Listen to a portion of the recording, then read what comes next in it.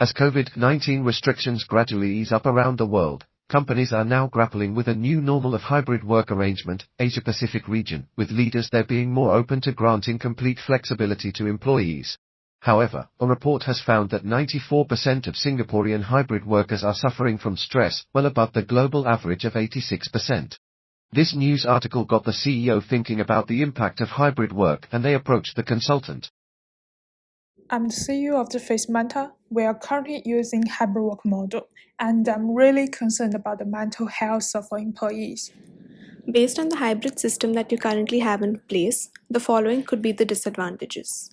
The first disadvantage is that hybrid work increases communication costs, which leads to potential misunderstandings. There are two reasons for this. First, less dynamic and spontaneous communication occurs in remote work settings. Second, the quality, frequency, and nature of interactions change when colleagues are physically remote. Coming to the second disadvantage, hybrid workers may experience longer working hours.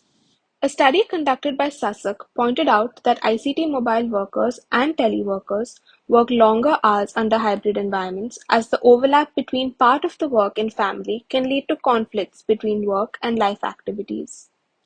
The third disadvantage is that hybrid work causes stress, low emotion, and strain on emotional resources, leading to a decline in workers' productivity.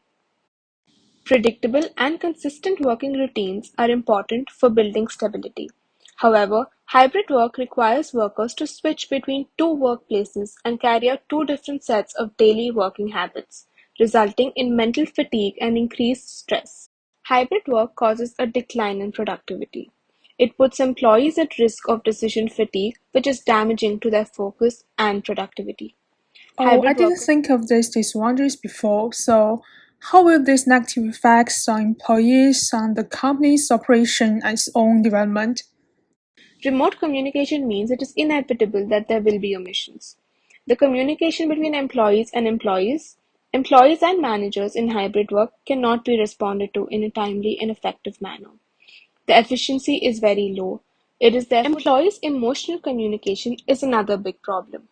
The need of interaction, separation of work and home life, developing relationships with coworkers, and having a fair evaluation are the considered factors that make remote work far more difficult.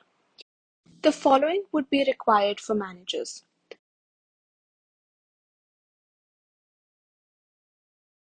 Now, let's take Microsoft as a typical example to further explore the impact of hybrid work. Through practical examples and comprehensive data, you will gain a more in-depth understanding of remote work. Microsoft has adopted remote work for many years now and has extensive experience in this regard. Looking at this table, there are 5 main reasons for leaving Microsoft before remote office implementation. Many people don't know how to balance work and life and even endanger their mental health. This pandemic has also made people afraid of going to work. The first issue is management. For many managers, they feel stuck between leadership and new employee expectations. They find it difficult to push work among employees. I also have this feeling, so how do we solve it? There are 3 steps we can take to create team agreements for remote working. I have some data from Microsoft reporting that 55% of the hybrid workers and 50% of the remote workers feel more lonely. You're right, you are an observant manager.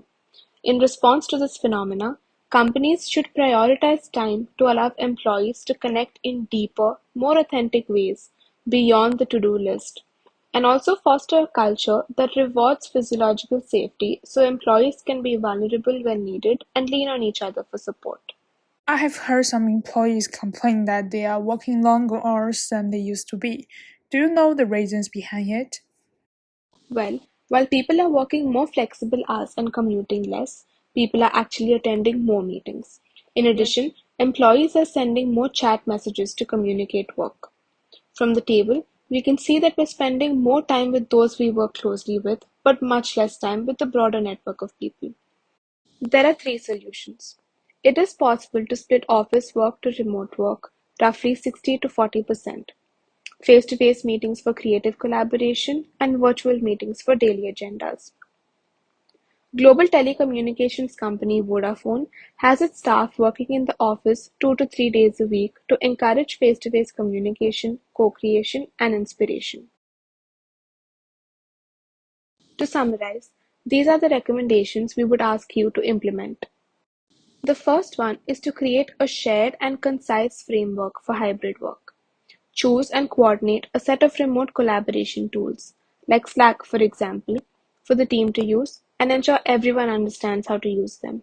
The second one is to provide support to managers who then in turn support their employees.